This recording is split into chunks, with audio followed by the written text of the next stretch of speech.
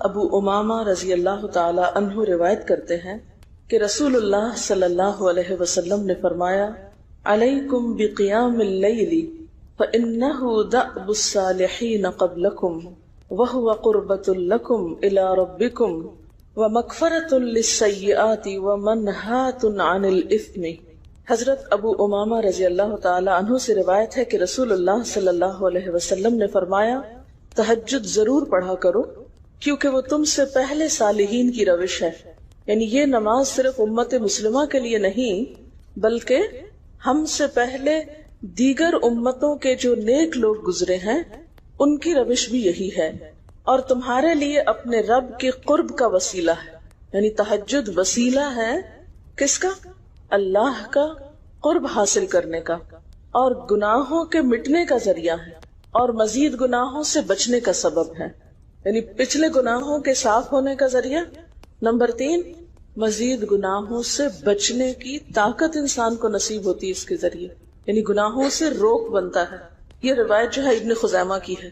حضرت ابو ہریرہ رضی اللہ تعالی عنہ روایت کرتے ہیں کہ رسول اللہ صلی اللہ علیہ وسلم نے فرمایا اس شخص پر اللہ کی رحمت ہو جو رات کو اٹھا، پھر نماز تہجد پڑھی، پھر اپنی بیوی کو جگایا، پھر اس نے نماز پڑھی، پھر اگر عورت غلبہ نیند کے باعث نہ جاگی تو اس کے منہ پہ پانی کے چھینٹے مارے، اور اس عورت پر بھی اللہ کی رحمت ہو جو رات کو اٹھی، نماز پڑھی، اپنے شوہر کو جگایا، پھر اس نے نماز پڑھی، پھر اگر شوہر نہ جاگا تو اس کے منہ پر پانی کے چھینٹے مارے۔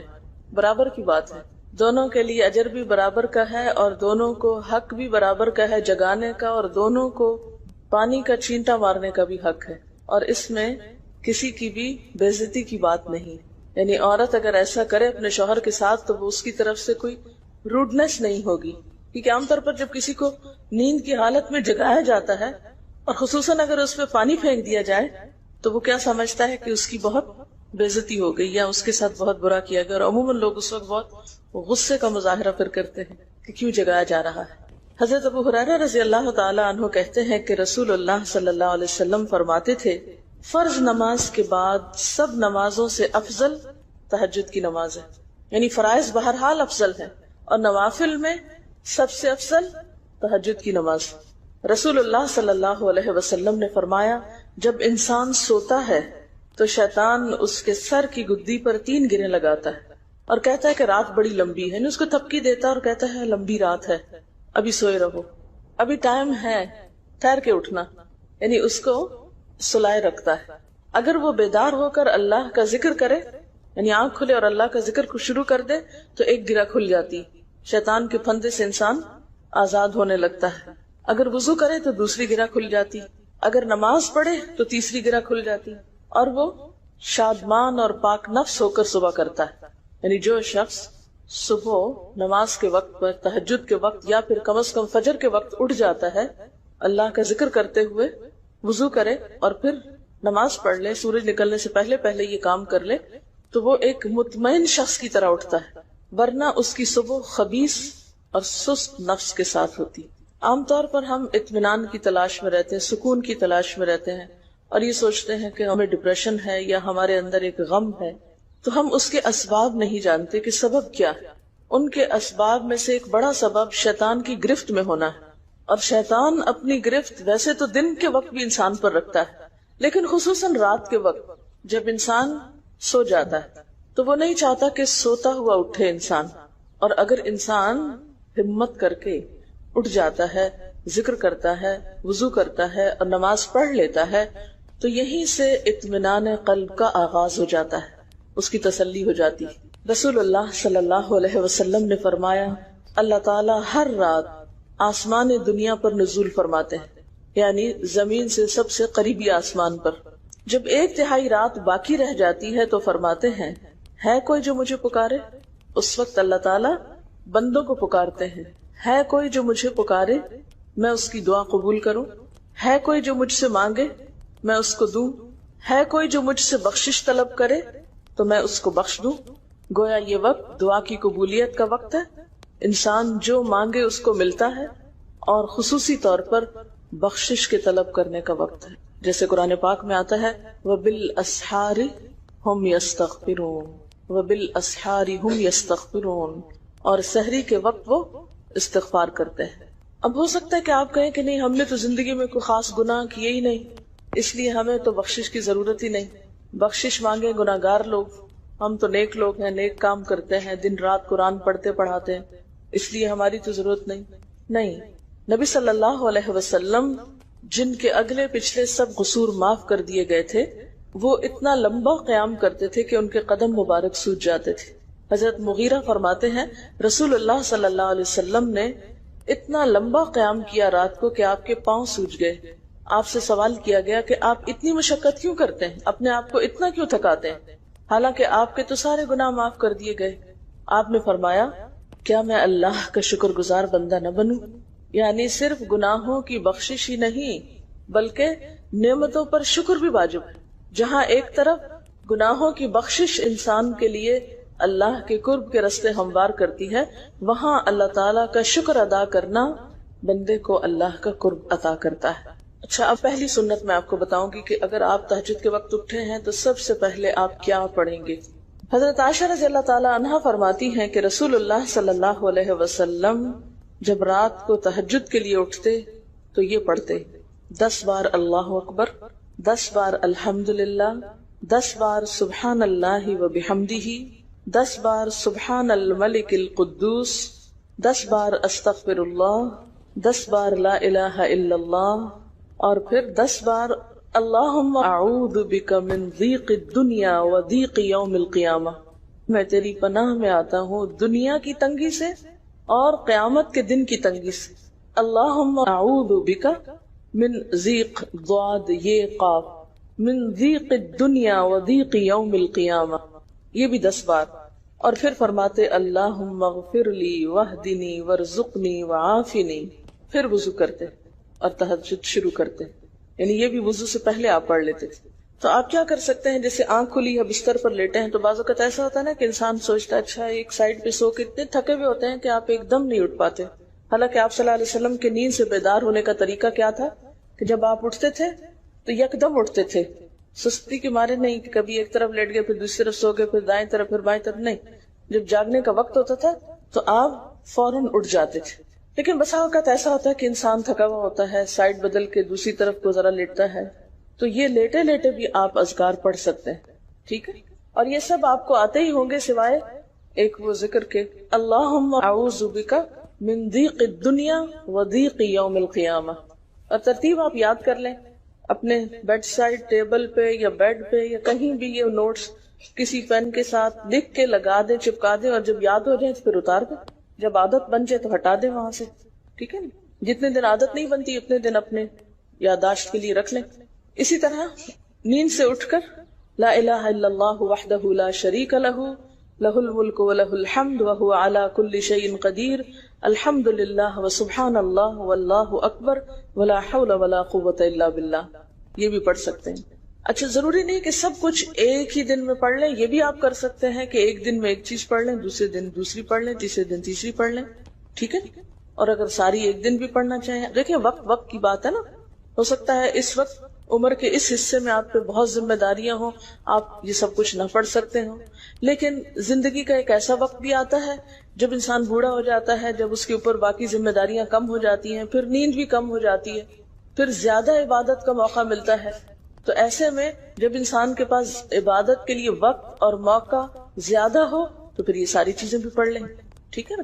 پھر اسی طرح یعنی یہ جو روایت ہے کہ جس میں آپ صلی اللہ علیہ وسلم نے فرمایا جو شخص نیند سے جاگے، اور یہ تہجد کے وقت ہی نہیں، اگر فجر کے لیے بھی آپ اٹھ رہے ہیں تو یہ دعا پڑھ سکتے ہیں، لا الہ الا اللہ وحدہ لا شریک لہ، اور پھر الحمدللہ وسبحان اللہ واللہ اکبر ولا حول ولا قوۃ الا باللہ، پھر کہے اللہم اغفر لی، پھر کیا پڑھے اللہم اغفر لی، یا کوئی اور دعا کرے تو قبول ہوگی، اور اگر وضو کر کے نماز پڑھے تو وہ بھی قبول کی جائے گی۔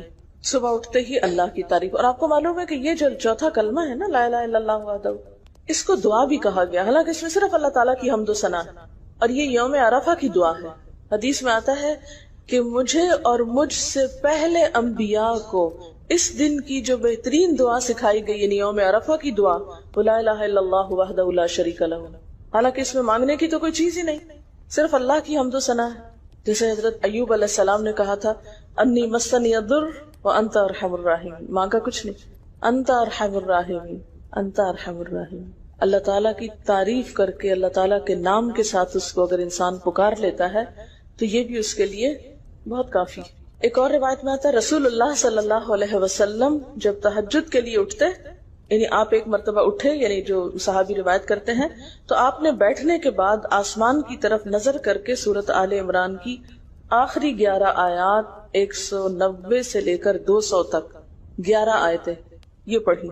ان فی خلق السماوات سے لے کر بالکل آخر تک. یعنی ضروری نہیں کہ کھڑے ہو کر آپ آسمان کی طرف دیکھیں، آپ اٹھے ہیں، چارپائی پہ بیٹھے ہوئے ہیں، ابھی وضو کے لیے نہیں گئے، بیٹھ کے آسمان کی طرف دیکھ کے پڑھ کے پھر اٹھ سکتے ہیں. اب اس میں آپ دیکھیں نا کہ انسانی نفس کی بھی ایک رعایت ہو جاتی. لیٹے لیٹے آپ نے ایک ذکر پڑھ لیا، بیٹھ کے آپ نے دوسرا پڑھ لیا، پھر آپ وضو کو چلے گئے، تو اس میں وہ جو ایک طبیعت کی کسل مندی ہوتی ہے وہ بھی ساتھ ساتھ اللہ کے ذکر سے دور ہوتی جاتی ہے، اور ایک سٹیپ کے بعد دوسرا سٹیپ لینا بھی آسان ہو جاتا ہے. اچھا، اس میں آپ دیکھیں حکمت کیا ہے کہ آپ صلی اللہ علیہ وسلم نے کیا فرمایا کہ آسمان کی طرف دیکھ کے پڑھا جائے تاکہ اچھی طرح آنکھیں کھل جائیں. تو زبانی یاد کرنے کا مطلب یہ نہیں کہ آپ آنکھیں بند کر کے سوئے سوئے پڑھیں، کیونکہ بعض اوقات ایسا ہوتا ہے نا، آنکھ کھلتی ہے، ذکر شروع کرتے ہیں اور پھر پتہ ہی نہیں چلتا اور ذکر آدھے میں رہ جاتا ہے اور سو چکے ہوتے ہیں. اور پھر اگر آپ کو زبانی یاد نہیں ہوگی نا، دیکھ کے پڑھیں گے تو وہ الماری کی طرف ہی دیکھتے رہیں گے، آسمان کی طرف نہیں دیکھ سکیں گے، تو پھر سنت پوری نہیں ہو سکے گی.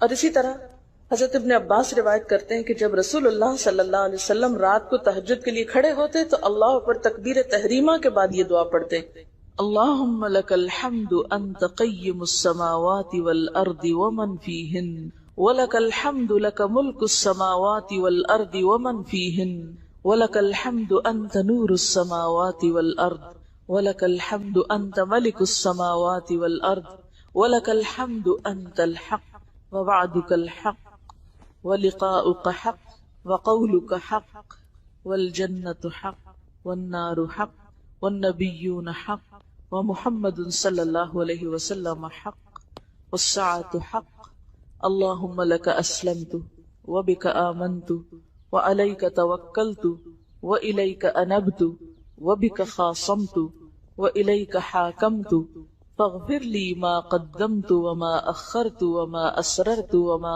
اعلنت انت المقدم وانت المؤخر لا الہ الا. الہی تیرے ہی لیے ہے ساری تعریف، زمین و آسمان اور جو کچھ ان میں ہے سب کو تو ہی قائم رکھنے والا ہے. تیرے ہی لیے ہے ساری تعریف، زمین و آسمان اور جو کچھ ان میں ہے اس سب کی بادشاہی تیرے ہی لیے ہے.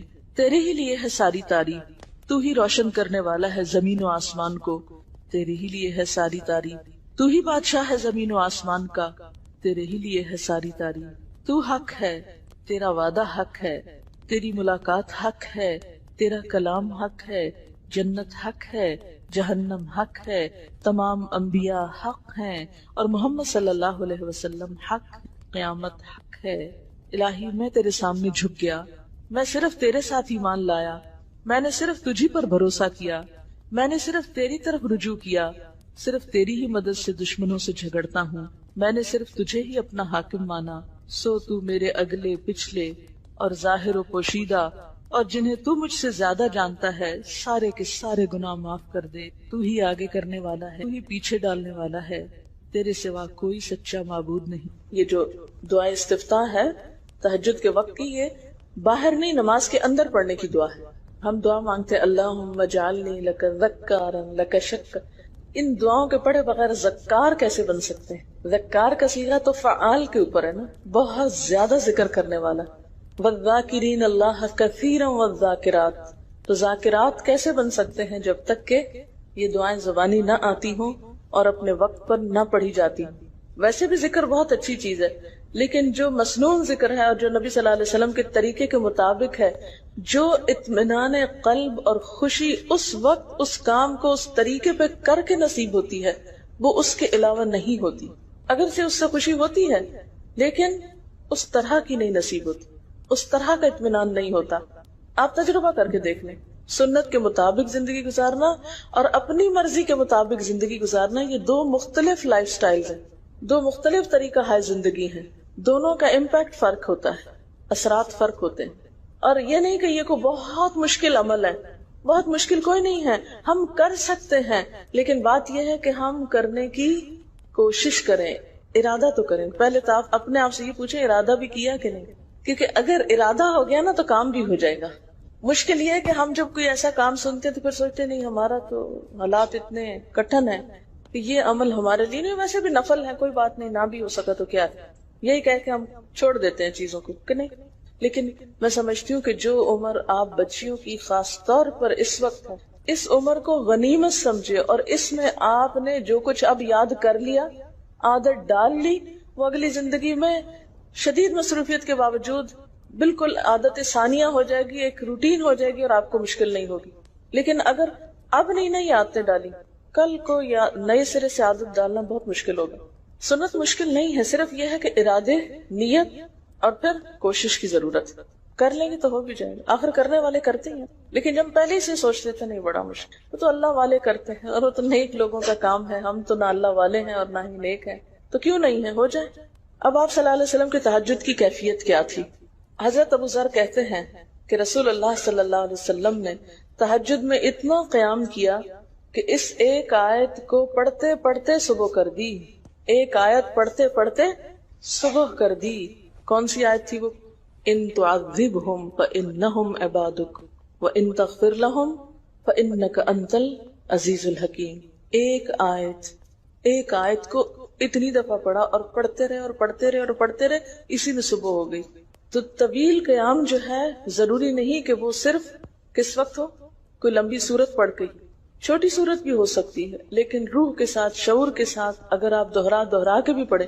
مثال کے طور پہ آپ نے کوئی سورت یاد کر لی ہے اور آپ پڑھنے کھڑے ہوئے ہیں اور آپ کو صحیح طرح آتی نہیں ہے، یا آتی ہے تو اتنی تیز نہیں آتی، بہت رٹی ہوئی نہیں ہے، تو کوئی بات نہیں، ایک ایک آیت کو 2 دفعہ 3 دفعہ بھی آپ اس کو پڑھ سکتے ہیں، اور اس طرح بھی پڑھ کے لمبا کر سکتے ہیں۔ یعنی طویل قیام صرف زیادہ قرات سے ہی نہیں، مختلف طریقوں سے ہو سکتا ہے۔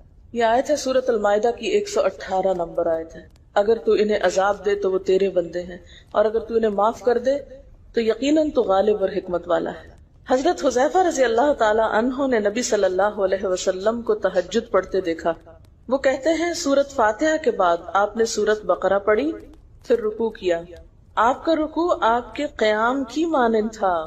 ہماری تو کمر نہ ٹوٹ جائے، کر کے تو ذرا دیکھیں۔ میں نے زندگی میں پہلی دفعہ رمضان میں طویل رکوع اور سجدے کا موقع ملا، اس سے پہلے تو اس طرح کا سچ پوچھے کانسیپٹ بھی کوئی نہیں تھا، کیونکہ بہت سی چیزیں جب ہم پڑھتے ہیں تو ہم کہتے ہیں ہاں یہ نبی صلی اللہ علیہ وسلم کے لیے ہیں، یہ تو آپ کی شان ہے اور آپ کا مقام ہے، ہم تو عام کمزور بندے ہیں۔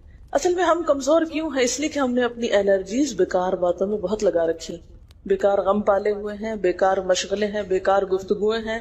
انرجی تو لگتی ہے نا، آپ فضول کی باتیں سوچیں تو کیا انرجی نہیں لگے گی؟ آپ لایانی چیزوں پہ کڑنا شروع کر دیں، کیا انرجی نہیں لگے گی؟ لگے گی۔ تو پھر آپ کے پاس کوئی تعمیری مثبت کام کرنے کے لیے نہ وقت ہے نہ انرجی ہے، پھر اس وقت تک آپ خالی ہو چکے ہوتے ہیں۔ رات کو دیر تک آپ اگر فضول گپ شپ کرتے رہے تو صبح اٹھے گا کون، اور پھر صبح پڑھے گا کون، اور اگر پڑھے بھی تو کیا پڑھے اس میں؟ کبھی آپ نے سوچا کہ احادیث کی یہ جو کتابیں ہیں یہ ساری کی ساری صرف آپ کی گفتگو نہیں، آپ کے عمل کا بھی احاطہ کیے ہوئے ہیں، اور ٹوٹل آپ کی گفتگو یہی ہے۔ اور اگر ہم اپنی گفتگو کو دیکھیں اور ہماری باتوں کی کوئی کتاب تیار ہو، نبی صلی اللہ علیہ وسلم کی عظمت کو پہچانیں، ہم اپنی گفتگو کا جائزہ لیں۔ اگر ہماری گفتگو بھی ریکارڈ ہو کر لوگوں کے پاس جانے لگے، لوگوں تک پہنچنے لگے، ہم عملی نمونہ کیوں نہیں لوگوں کے لیے؟ ہمیں دیکھ کر لوگوں کے عمل کیوں نہیں بدلتے؟ ہماری بات لوگوں پر اثر کیوں نہیں کرتی؟ کبھی سوچا ہم نے؟ صرف اپنی گفتگو کے آئینے میں ہی اپنے آپ کو پہچان لیں کہ ہم کہاں ہیں، کون ہیں، کہاں کھڑے ہیں، لوگوں کے بیچ میں کیا باتیں کرتے ہیں، لوگوں کے پیٹھ پیچھے کیا باتیں کرتے ہیں، کہاں کس حال میں کیا کر رہے ہوتے ہیں۔ ہر شخص اپنے آپ کو خود پہچان سکتا ہے۔ کیا واقعی ہم اس لائق ہیں کہ کوئی ہم سے کچھ سیکھے؟ صرف اپنی گفتگو کے آئینے میں خود کو پہچانے۔ بعض اوقات کتنا بیکار بولتے ہیں، کتنا بے مقصد بولتے ہیں، کتنا ضرورت سے زائد بولتے ہیں۔ اس کا یہ مطلب نہیں کہ مصنوعی خاموشی اپنے اوپر مسلط کر لیں، کیونکہ پھر ہم دوسری ایکسٹریم پہ نکل جاتے ہیں، لیکن بامقصد گفتگو کتنی ہے ہماری باتوں میں جو واقعی فائدہ مند ہو، تو پھر ذرا روک بھی لیا کریں نا اپنے آپ کو۔ اپنے ساتھ خود ہی محنت کریں گے تو بات بنے گی، سوچیں تو احساس تو کریں، جب کریں گے تو انشاءاللہ کامیابی بھی ہوگی۔ لیکن پہلی بات تو یہ نا کہ ہم جو کچھ کرتے ہیں نہ اس کا حساب کرتے ہیں، نہ اس کے بارے میں سوچتے ہیں کہ ہم کر کیا رہے ہیں۔ ہمیں نیکی نہ کرنے کا موقع یا ہمارے نیکی نہ کرنے کا ایک سبب اور ایک بڑی وجہ ہماری انرجیز کا بیکار چیزوں میں استعمال ہونا ہے، فضول کی سیاست میں ملوث ہونا ہے، اپنی ذمہ داریوں کا ہمیں ہوش نہیں ہوتا، دوسروں کے کاموں میں مداخلت خوب سوچتی، خود کیا کر رہے ہیں اس کا کچھ پتہ نہیں، دوسرے کیا کر رہے ہیں اس سے بہت دلچسپی، یا کیا نہیں کر رہے۔ بہت سے لوگ، بہت سی خواتین کمر درد کی شکایت کرتے ہیں، اور اس کی ایک بڑی وجہ نمبر 1 رکوع کا صحیح پوزیشن پہ نہ ہونا ہے، اور نمبر 2 اس پوزیشن پہ کوئی ایکسرسائز نہیں ہماری ہوتی۔ یہ بتا رہی ہے کہ کسی کی کمر میں درد تھا اور ٹھیک نہیں ہوتا تھا کسی چیز سے، تو ڈاکٹر نے ان کو یہ مشورہ کیا کہ طویل رکوع اور طویل سجدے کریں، بیسٹ ایکسرسائز ہے، کر کے تو دیکھیں۔ اور اس میں آپ دیکھیں کہ صحیح پوزیشن پہ لائیں، بالکل اسٹریٹ رکھیں گردن اور کمر کو، پیٹھ اور گردن ایک لائن میں آنی چاہیے۔ بہت سے لوگ یوں ٹیڑھی کرتے ہیں، یوں کر کے بس کرتے ہیں، یہ غلط پوزیشن، اس سے تو اور بیمار ہو سکتے ہیں۔ کئی لوگ سر پھینک دیتے ہیں نیچے کو، یہ بھی غلط پوزیشن ہے، اس سے بھی کام خراب ہوتا ہے۔ اگر آپ صحیح پوزیشن پہ رکوع لمبا کریں تو یقینی طور پہ کمر درد کا علاج ہے۔ پٹھے مضبوط ہوتے ہیں نا کمر کے، آپ اس کو روک کے رکھے ہوتے ہیں ایک سیدھی لائن میں۔ 2 فیٹ کے درمیان کا فاصلہ بھی بہت معتدل رکھے، نہ تو بہت قریب رکھے اور نہ بہت کھلا رکھے، بالکل معتدل، جس میں آپ آرام سے سکون سے کھڑے ہو سکیں اور آپ کا بیلنس قائم رہے۔ بیلنس کو قائم کرنا بے حد ضروری، ٹھیک ہے۔ حضرت حذیفہ نے نبی صلی اللہ علیہ وسلم کو تہجد پڑھتے دیکھا، وہ کہتے ہیں کہ سورۃ فاتحہ کے بعد آپ نے سورۃ بقرہ پڑھی، پھر رکوع کیا، آپ کا رکوع آپ کے قیام کی مانند تھا، یعنی جتنا لمبا قیام تھا اسی طرح رکوع تھا، پھر آپ نے رکوع سے سر اٹھایا اور کھڑے ہو گئے، اور آپ کا قوما یعنی رکوع کے بعد اٹھنے کا وقت بھی کافی طویل تھا۔ ہم تو بعض اوقات اٹھ کے کھڑے نہیں ہوتے کہ نیچے چلے جاتے ہیں، تو وہ بھی طویل تھا۔ صرف 2 رکعتیں بھی آپ ایسی پڑھ لیں نا کافی، اگر عام دنوں میں نہ پڑھی جائے تو ویکینڈ پہ پڑھ لیں۔ ہمارا تو ویکینڈ پہ لمبا سونے کا پروگرام ہوتا ہے نا، تو چلے دوبارہ سو جائیں، لیکن ہفتے میں 1 دفعہ کر لیں، اگر روز نہیں بھی کر سکتے 2 دفعہ کر لیں، ٹوائس اے ویک کر لیں۔ پھر آپ کا سجدہ آپ کے قومے کی مانند تھا، یعنی جتنا آپ کھڑے ہوئے تھے اتنا آپ پھر سجدہ کیا۔ آپ دونوں سجدوں کے درمیان اپنے سجدے کی مانند بیٹھے تھے، یعنی 2 سجدوں کے بیچ میں بھی آپ اتنی دیر بیٹھے جتنی دیر آپ نے سجدہ کیا تھا۔ بس آپ نے 4 رکعتوں میں سورۃ بقرہ، آل عمران، نساء اور المائدہ پڑھی۔ ہمیں اگر خود نہیں بھی آتی اور کوئی پڑھانے والا اتنی لمبی 1 دفعہ بھی تراویح کوئی پڑھا دے یا کوئی نفل پڑھا دے تو ہم دوسری دفعہ اس کے پاس نہ پڑھیں۔ تقریباً 7.25 پارے بنتے ہیں، جس کو ایک منزل کہا جاتا ہے۔ ایک دن کے تہجد میں آپ نے اتنا پڑھا، اور یہ تو قرآن کی قرات تھی، لیکن بیچ کے وقفوں میں تسبیحات اور اللہ کی تعریف اور حمد و ثنا اور ذکر، یہ آپ پر بس تھا۔ یہ وہی کر سکتا ہے جس کو واقعی اللہ سے حقیقی محبت ہو، صرف دعوے کی حد تک نہیں۔ میں کہتی ہوں چلے روزانہ نہ صحیح، ہفتے میں 1 بار، ہفتے میں نہیں، مہینے میں 1 بار، مہینے میں نہیں تو سال میں، رمضان میں، کسی موقع پر کچھ تو اللہ سے تعلق آئے، کچھ تو قرب پائیں۔ ہر شخص کے بس میں نہیں کہ ہر روز ایسی عبادت کرے، کیونکہ اللہ کے رسول صلی اللہ علیہ وسلم کا بہرحال مقام کچھ اور تھا، لیکن کچھ شوق، کچھ حسرت، کچھ تو دل میں ہونا ہی چاہیے، کوئی نیت، کوئی ارادہ، کوئی عزم، اور پھر اس کے لیے کوشش۔ تو وقت بچے گا کچھ آپ کے پاس فالتو باتوں کے لیے، فضول چیزوں کے لیے، کچھ سوچنے کے لیے، ٹینشن کے لیے بچے گا کچھ؟ سب کچھ بھاگ جائے گا، کچھ بھی نہیں بچے گا، کیونکہ ان عبادی لیس لک علیہم سلطان، میرے بندے ان پہ اے شیطان تیرا کوئی زور نہیں چلتا، بس چلتا ہی نہیں ان پہ تیرا، سارا زور ہی ان پہ چلتا ہے جو فالتو ہوتے ہیں۔ فالتو ذہن جو ہوتا ہے وہ شیطان کا گھر ہوتا ہے۔ حضرت حذیفہ بیان کرتے ہیں کہ میں ایک رات آپ صلی اللہ علیہ وسلم کے ساتھ نفلی نماز میں شریک ہو گیا، آپ نے سورۃ بقرہ شروع کر دی، میں نے سوچا کہ آپ 100 آیات پڑھ کر رکوع میں چلے جائیں گے، مگر آپ پڑھتے گئے۔ میں نے خیال کیا کہ سورۃ بقرہ کو 2 رکعتوں میں پڑھیں گے، لیکن آپ پڑھتے رہے۔ آپ نے سورۃ بقرہ ختم کر کے سورۃ نساء شروع کر دی، پھر ختم کر کے آل عمران پڑھنی شروع کر دی، اس کو بھی ختم کر دیا۔ آپ نہایت آشفی سے پڑھتے جاتے تھے، جب ایسی آیت تلاوت کرتے جس میں سبحان اللہ کہنے کا حکم ہوتا ہے، جیسے سبح بحمد رب جیسے مثال کے طور پر، تو سبحان اللہ کہتے۔ اگر کچھ مانگنے کا ذکر ہوتا تو سوال کرتے، اگر پناہ مانگنے کا ذکر ہوتا تو اعوذ باللہ پڑھتے۔ اس حدیث سے یہ بھی پتہ چلتا ہے کہ سورتوں کی ترتیب ضروری نہیں، کیونکہ آپ نے پہلے النساء پڑھی پھر آل عمران پڑھی۔ یہ جو ہر وقت لوگ پیچھا کیے رکھتے ہیں نا، بعض کا تو بہت ضد کرتے ہیں کہ آپ نے پہلی رکعت میں یہ پڑھائی تھی تو دوسری میں یہ کیوں پڑھا دی، یہ تو سنت میں ملتا ہے کہ پہلی رکعت طویل ہے دوسری کے مقابلے میں، لیکن یہ لازم نہیں کہ جو پہلی میں پڑھے اس کے بعد آگے والی صورتوں میں سے پڑھے، پیچھے والی میں سے نہیں پڑھ سکتے۔ رسول اللہ صلی اللہ علیہ وسلم نے عبداللہ بن عمرو سے کہا، مجھے بتلایا گیا ہے کہ تم ساری رات نفل پڑھتے اور دن کو روزہ رکھتے ہو، اگر تم ایسا کرو گے تو تمہاری آنکھ کمزور اور طبیعت سست ہو جائے گی، یعنی ہر روز روزہ اور ہر رات جگراتا تمہاری جان اور تمہارے بال بچوں کا بھی تم پر حق ہے، اس لیے روزہ رکھو اور افطار بھی کرو اور رات کو قیام کرو اور سو بھی، یعنی ساری رات تہجد پڑھنا یا نفل پڑھنا پسندیدہ نہیں ہے، رات کو سونا بھی پسندیدہ ہے۔ ہمارے ہاں 27ویں رات کو پوری رات جاگنا لازم سمجھا جاتا ہے، تو نبی صلی اللہ علیہ وسلم سے کوئی رات بھی پوری کی پوری جاگنا ثابت نہیں، کیونکہ اگر انسان صرف جاگتا ہی جاگتا چلا جائے تو وہ آسان ہوتا ہے، ایک دفعہ سو کے پھر اٹھنا جو ہے نا وہ اصل میں نفس کا امتحان ہوتا ہے، وہ مشکل ہوتا ہے۔ اسی طرح نبی صلی اللہ علیہ وسلم 3 دن سے کم میں قرآن مجید ختم کرنا پسند نہیں فرماتے تھے۔ آپ نے حضرت عبداللہ بن عمرو سے فرمایا کہ 1 ماہ میں پورا کر لو۔ انہوں نے عرض کی میں اس سے زیادہ تلاوت کی طاقت رکھتا ہوں، فرمایا 20 دن میں کر لو۔ ان کا میں اس سے زیادہ کی طاقت رکھتا ہوں، فرمایا 7 دن میں ختم کر لیا کرو، اس سے زیادہ کی اجازت نہیں، یعنی وہ ایک منزل کر کے۔ صحابہ کرام چونکہ اس زمانے میں مصحف اس طرح تھوڑی چھپے ہوئے تھے کہ کتابوں کی شکل میں ہو، جو قرآن تھا لوگوں کے سینوں میں تھا، یاد کیے ہوئے تھے، اور وہ یاد کیا ہوا کہیں صبح کے وقت الگ بیٹھ کے نہیں پڑھا کرتے تھے، وہ کہاں پڑھتے تھے؟ تہجد میں نماز کے اندر پڑھا کرتے تھے۔ اب یہ تو ہم لوگوں کی مشکل ہوگی نا کہ ہمیں آتا کچھ نہیں زبانی، تو پھر ہم دیکھ کے پڑھتے ہیں تو نماز میں پھر وہ مشکل ہوتا ہے، تو الگ رکھ کے پھر اس کو پڑھ رہے ہوتے ہیں، ٹھیک ہے۔ لیکن زیادہ بہترین پڑھنا نماز کے اندر کا پڑھنا ہے، اگرچہ دیکھ کے پڑھنے کی اس میں بھی اجازت ہے، لیکن ان کی چونکہ شدید حرص تھی حضرت عبداللہ بن عمرو کی، تو آپ نے ان کو 3 دن کی پھر اجازت دے دی تھی، اور آپ نے فرمایا کہ اس شخص کو قرآن کی کچھ سمجھ نہیں ہو سکتی جو 3 سے بھی کم دن میں قرآن پڑھے۔ نبی صلی اللہ علیہ وسلم نے فرمایا جو شخص رات کے نوافل میں 200 آیات تلاوت کرتا ہے وہ اطاعت گزار مخلص لوگوں میں شمار ہوتا ہے۔ انہ من عبادنا المخلصین، وہ آتا نا قرآن پاک میں انبیاء کی صفت میں سے۔ تو جو شخص رات کو نماز میں یعنی نفل میں 200 آیات تک تلاوت کرتا ہے وہ اطاعت گزار مخلص بندوں میں شمار ہوتا ہے۔ اور سنن دارمی میں واضح طور پر آتا ہے کہ نبی صلی اللہ علیہ وسلم ساری رات نوافل نہیں پڑھا